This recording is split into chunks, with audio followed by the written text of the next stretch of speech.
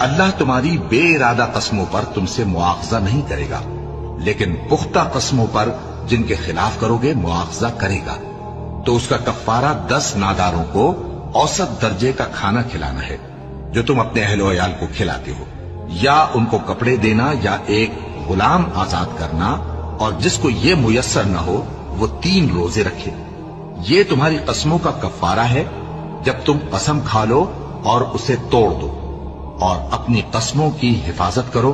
اس طرح اللہ تمہارے سمجھانے کے لیے اپنی آیتیں کھول کھول کر بیان فرماتا ہے تاکہ تم شکر کرو۔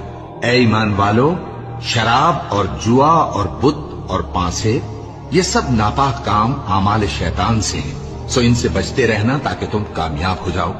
شیطان تو یہ چاہتا ہے کہ شراب اور جوئے کے سبب تمہارے آپس میں دشمنی اور رنجش ڈلوا دے، اور تمہیں اللہ کی یاد سے اور نماز سے روک دے۔ تو کیا تم لوگ ان کاموں سے باز آؤ گے؟